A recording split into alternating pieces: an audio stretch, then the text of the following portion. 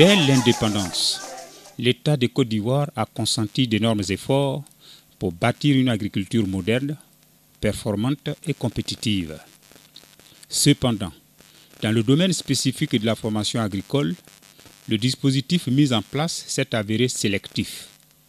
Ce système de formation agricole était destiné à former des cadres pour l'administration agricole publique et les sociétés nationales en charge de la production et de l'encadrement agricole.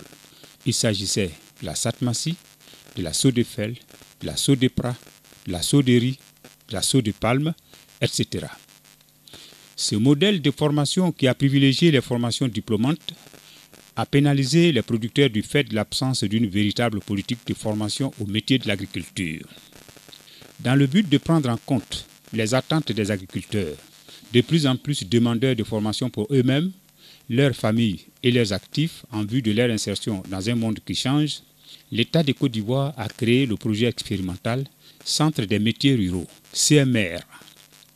L'objectif de ce projet était de concevoir un système non formel de formation de masse en agriculture et autres métiers ruraux qui pourrait être géré par les bénéficiaires eux-mêmes et prêt à être géré dans le cadre d'un programme à l'échelle nationale.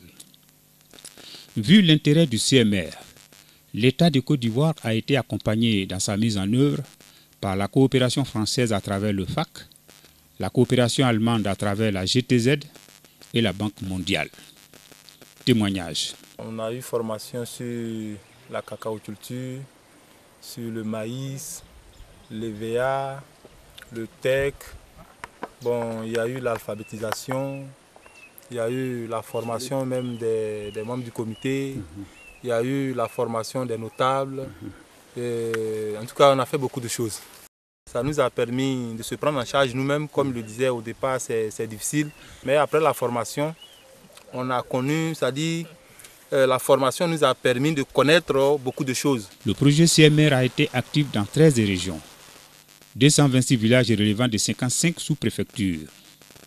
Au total, ce sont près de 66 500 apprenants qui ont pris part aux formations, dont 40% en agriculture, 30% en élevage, 20% en artisanat et 10% en formation générale.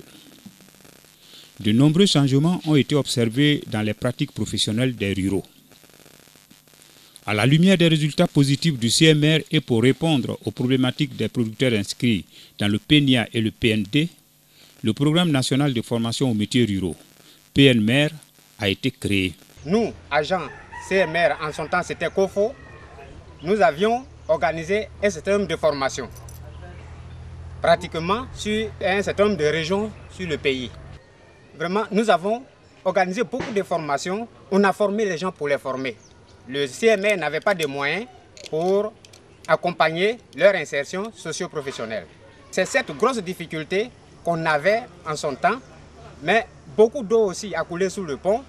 Et aujourd'hui, voilà que le PNMER arrive pour remplacer le CMR avec une mission orientée sur 3 axes fondamentaux. Le premier axe, c'est d'assurer la professionnalisation des ruraux par la formation au métier. Il faut entendre par formation au métier les métiers de l'agriculture, les métiers de l'élevage, ainsi que les métiers de l'artisanat. Le deuxième axe, c'est d'accompagner l'insertion socio-économique des bénéficiaires des formations. Et le troisième axe, assurer le renforcement des capacités des communautés rurales à l'autogestion des systèmes de formation. Dr Koulibaly Amadou, coordonnateur du Programme national de formation aux métiers ruraux. Concrètement, nous sommes un programme qui s'attelle à former les ruraux, femmes, hommes, jeunes, analphabètes, vieux, qui appartiennent au monde rural. Et nous les formons dans les domaines de l'agriculture. Il s'agit de toute l'agriculture, toute la chaîne de l'agriculture, à savoir les cultures maraîchères, les cultures de rente. Nous les formons également à l'élevage, par exemple la porciculture, l'aviculture, la pisciculture. Nous les formons également au métier de l'artisanat. Vous savez que l'artisanat est important, il y a un artisanat rural qui s'intègre finement à l'agriculture et qui vient en amont ou en aval des travaux agricoles. La population du PNMER est celle qui vit dans les territoires des villages. Il s'agit des agriculteurs, des éleveurs, des artisans, des transformateurs de produits agricoles et d'élevage, des prestataires de services, des membres et dirigeants des organisations professionnelles et paysannes et des gouvernances locales telles les notabilités, les mutuelles de développement et les comités de gestion. Les interventions du PNMER sont basées sur des principes fondamentaux. Le premier principe, toute intervention du programme part d'un diagnostic participatif. Un diagnostic participatif orienté sur la formation au métier. Le deuxième principe, toute formation est formulée depuis la base. C'est les paysans qui suscitent la formation, qui disent ce qu'ils veulent apprendre, et c'est à partir de là que le programme monte tout le programme de formation. Le troisième principe, la formation est faite sous le manguier. Le manguier, c'est vraiment entre guillemets. Cela veut dire quoi? Cela veut dire que le programme ne construit aucune infrastructure. Le programme utilise toujours dans les villages les locaux que le village peut mettre à sa disposition. Le quatrième principe, la formation par alternance.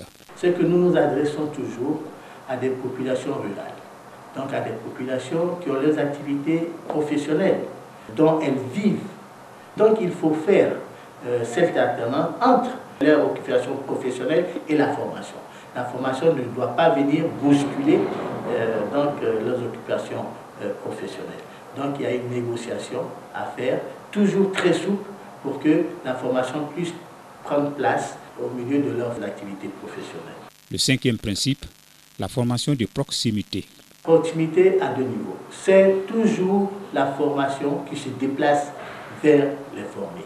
Donc c'est toujours la formation qui se déplace dans les villages. La formation donc se déroule dans les villages. Ça c'est le premier aspect. Et l'autre aspect de la proximité, c'est que les formateurs sont recrutés toujours dans la proximité immédiate des formés. Ils connaissent donc leurs habitudes, ils connaissent les us et coutumes, n'est-ce pas, les langues, et la formation est beaucoup plus efficace. Le sixième principe, les frais de participation financière de l'apprenant. Les apprenants participent toujours aux frais de formation. Même si ces frais de participation sont minimes, disons ça tourne autour de 25%, mais pour nous c'est un élément important qui montre la motivation donc, de l'apprenant par rapport à la formation qu'on va lui donner. Et un autre élément, c'est que la gestion des dispositifs de formation doit être faite par les populations rurales elles-mêmes. Le septième principe, l'alphabétisation fonctionnelle de l'apprenant. Nous connaissons le taux d'analphabétisme dans ce pays et surtout qu'il est beaucoup plus important en milieu rural. Donc pour nous, pour que la formation soit complète, efficiente et surtout efficace pour les paysans, nous accompagnons donc nos formations au métier par la formation en alphabétisation fonctionnelle. Le directeur de l'ingénierie de la formation agricole et rurale du PNMER, M. Oyabou Alain, de conclure. En définitive, ce que je veux dire, c'est que la démarche d'intervention du programme vise une construction humaine et sociale qui permet en fait l'autogestion du dispositif de formation par les ruraux eux-mêmes. Dans les villages de sous-préfecture, du personnel technique est affecté. Il s'agit des conseillers en formation et en orientation professionnelle en milieu rural, en abrégé CFOP, anciennement appelé coordonnateur de formation COFO sous le projet CMR. Depuis 2016, 16 CFOP sont en action sur le terrain. Afin de rendre les CFOP capables d'accompagner les activités de formation et les former eux-mêmes sur le terrain, le PNMER a initié un atelier de formation au bénéfice des 16 conseillers en formation et en orientation professionnelle disponibles.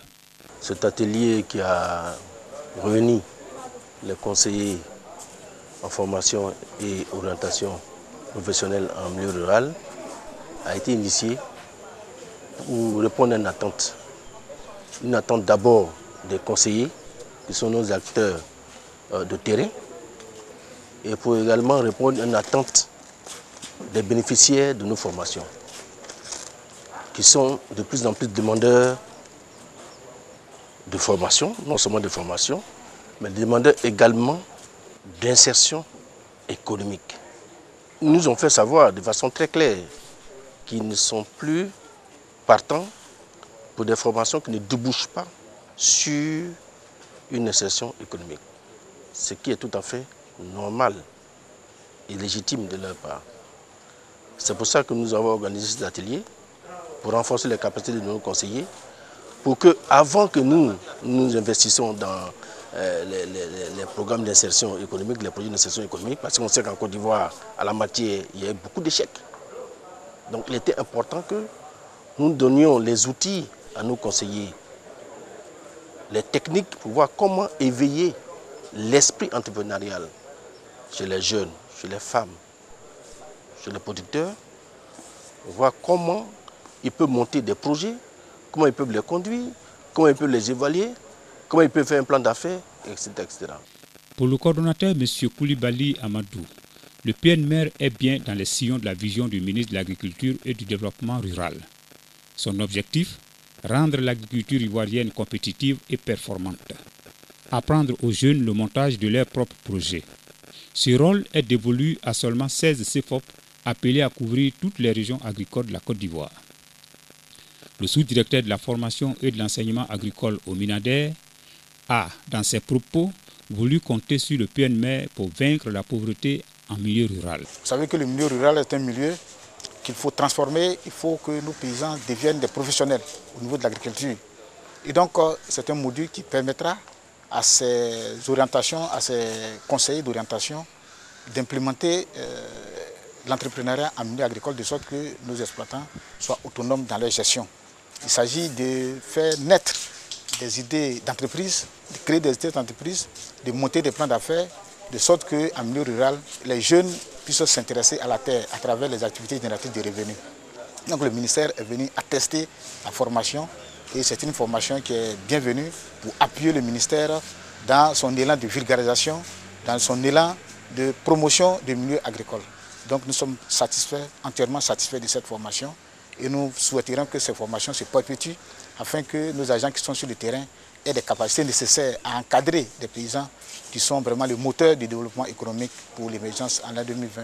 Des propos qui augurent un plaidoyer auprès du ministère de tutelle, car il s'agit de couvrir tout le territoire du pays. Un autre atelier de formation organisé à Bouaké a consisté à former des alphabétiseurs endogènes. Le but étant de faire d'eux des relais pour dispenser dans leurs villages respectifs un système d'enseignement souple avec les techniques de formation reçues.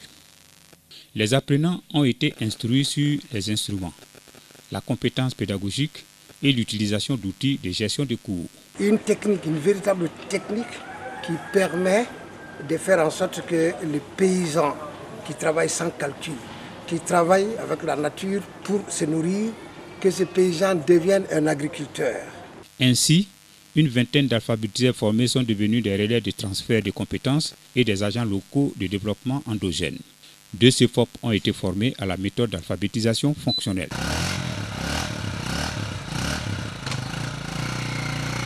Pour joindre l'acte à la parole, la coordination du PNMR a investi villages et hameaux. Des centres d'alphabétisation sont en cours d'animation dans 12 localités pilotes pour former les paysans en alphabétisation fonctionnelle et à l'esprit entrepreneurial. Président de la coopérative de Tika. Le programme obéit à la nécessité de la mise en place des séances de formation théorique et de formation pratique.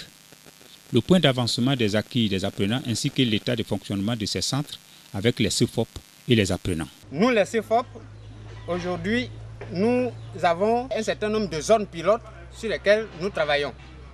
Il y a 2 formations qui se passent. La première formation, c'était la formation en alphabétisation fonctionnelle. Nous avons démarré cette formation et voilà que des personnes qui ne savaient ni lire ni écrire et qui aujourd'hui arrivent à écrire eux-mêmes leur nom. Les formés eux-mêmes ont découvert qu'en fait, ils croyaient connaître, mais qu'il y a beaucoup de choses qui leur manquent.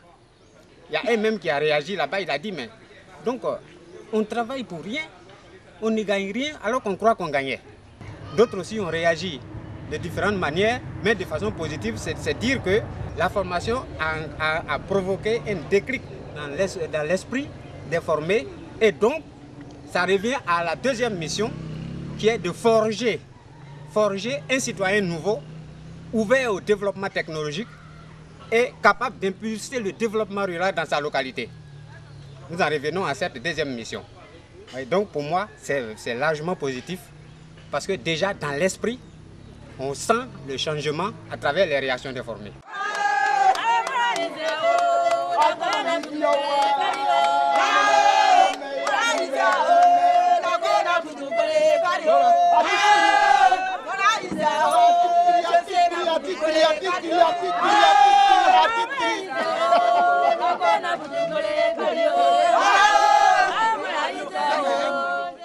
Série Créois Elisabeth. Série S s'écrit avec calebasse ouverte à droite, calebasse ouverte à gauche. Oui. E s'écrit avec une calebasse ouverte à droite. Oui. Et un ballon. Très bien. Ra s'écrit avec un pilon debout. Oui. Et un pilon penché à droite. Très bien. I s'écrit un pilon debout. Oui. Et un grain de maïs. Très bien. Qui s'appelle point. J'ai écrit 50. Très bien. Toi, tu as écrit quoi? 10. 10, très bien. Toi, tu as écrit quoi? Moi, j'ai écrit 20. Très bien. Et vous? 12 plus 5 égale 17. D'accord. Hello. Hello. Hola. Hola. Mushi. Mushi. Bonjour. Bonjour. Akaba. Akaba. Merci. Donc, on va chauffer. On va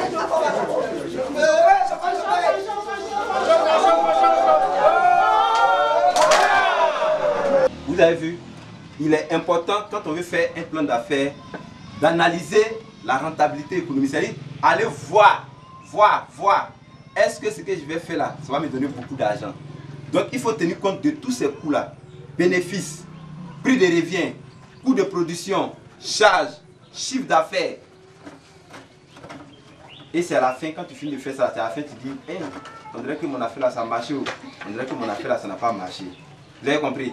Nous avons beaucoup perdu avant. Parce qu'en réalité, nous travaillons sans calculer. Avant d'entreprendre avant de faire quelque chose, soit si c'est un champ, on vient, on tombe là-dessus, on ne mesure pas, on ne calcule pas, on ne connaît même pas le coût qui rentre, l'argent qui doit rentrer dans ce que nous allons faire, et nous le faisons.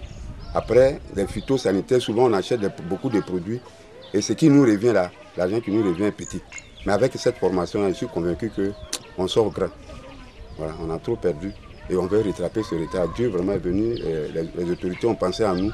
Nous croyons que nous allons sortir vraiment et grandir. Est-ce que vous connaissez la structure de l'autorité qui a institué cette formation? Oui, je connais depuis sa fondation jusqu'à maintenant. Je connais ses maires et je connais Père-Mère. Alors nous croyons que cette structure est venue pour nous aider. Vraiment, c'est bon pour nous. Si ça pouvait continuer après ce que nous sommes en train d'apprendre, l'entrepreneuriat, si ça peut continuer, vraiment on serait grandi. Tirez, rafalez, bombardez. Ne sachant pas lire et écrire, alors, lorsque tu fais une entreprise, tu vas confondre capital et intérêt. Avant que je ne fasse la formation, pour moi, l'entrepreneur, c'était un maçon seulement. Or, ce n'est pas un maçon seulement qui peut être entrepreneur. Toi qui vas dans ton champ là, c'est ton entreprise.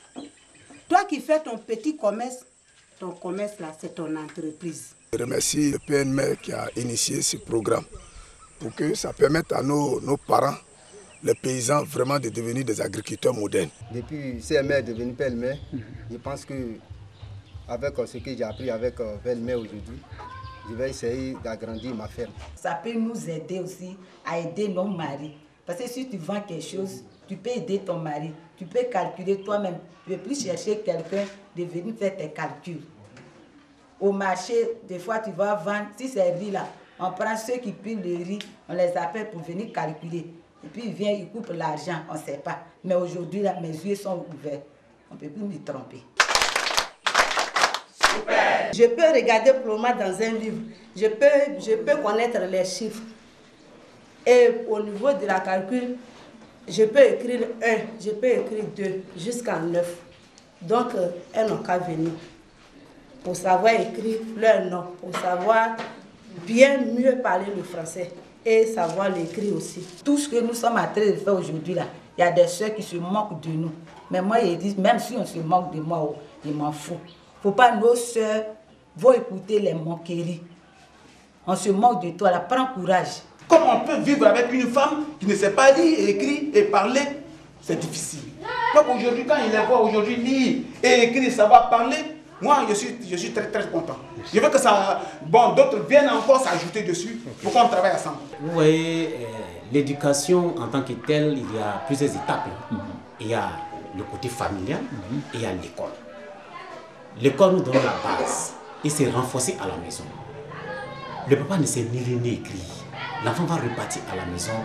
Sur quelle base il va discuter avec son enfant? Il n'y a pas de base. Et quand c'est comme ça, tout ce que nous faisons, quelques temps après, on se rend compte qu'on n'a rien fait. Et on souffre dans les salles de classe. Et avec l'événement que nous voyons là, si on persiste, on avance, ça va aider les parents à encadrer leurs enfants depuis le bas âge. Ce que nous pouvons dire, c'est dire à la population que le PMR est venu dans tous les villages pour leur apprendre à lire et à écrire. Comme eux-mêmes ont si bien dit, une personne qui ne sait pas lire, écrire, qui n'est pas alphabétisée, c'est une personne qui est dans le noir. Donc nous leur demandons de prendre le courage. C'est vrai, ça coïncide avec les activités champêtres, mais quand il y a une volonté d'apprendre, nous pensons qu'on peut arriver au bout de ces efforts. Le programme de formation est établi en tenant compte des activités des apprenants. Pour ce faire, les séances de formation sont organisées en alternance avec les activités habituelles des apprenants. Au niveau de la formation entrepreneuriale, quand dans les villages, la difficulté majeure, c'est la période. Actuellement, nous sommes en période des cultures, des champs, des travaux champêtres. Quand on veut faire ce genre de formation, il faut voir où les populations sont libres. C'est-à-dire que voir où les populations sont libres. C'est-à-dire qu'ils ont fini les travaux champêtres, ils ont fini tout et tout, et puis on peut faire ce genre de formation. Parce qu'actuellement, ils sont, même s'ils sont là, même s'ils viennent, on les motive à venir, mais ils ont un impératif. Dès que la formation finit, ils courent pour aller au champ. Dans ce temps-là, c'est un temps difficile. Actuellement, si vous voyez ça, je peux dire que le public est un peu moins. Sinon, en principe, dans le mois de janvier, février, ou alors le novembre, décembre, janvier, les gens ont le temps. Pour soutenir le PNMR, une cérémonie de remise de matériel a eu lieu au siège de la structure par le ministre de l'Agriculture, M. Koulibaly Sangafowa. Voilà, il nous remet la clé à M. le coordonnateur du programme pour qu'il en fasse bon usage. Voilà. Félicitations. La création du programme national de formation aux métiers ruraux est l'aboutissement d'un long processus animé par des hommes et des femmes, permanemment préoccupés par l'amélioration des conditions de vie des populations rurales. C'est pourquoi le ministre a tenu à féliciter tous les acteurs dont la contribution a permis d'arriver à ces résultats. Je remercie particulièrement l'ensemble du personnel du PNMR pour sa persévérance et son ardeur au travail. Je reste convaincu que ce programme contribuera à relever les défis que sont la lutte contre la pauvreté, l'insertion économique des jeunes ruraux, la professionnalisation des producteurs par la formation au métier, la lutte contre l'analphabétisme en milieu rural et j'en passe. C'est pourquoi nous nous attellerons en ce qui nous concerne à la recherche de partenaires pour un financement pérenne et un accompagnement du programme en complément des efforts de l'État. Efforts de l'État dont je voudrais vous assurer de la constance et de la continuité. En attendant, je vous recommande vivement de prendre soin et bon soin des équipements qui vous ont été remis et de les utiliser en bon père de famille.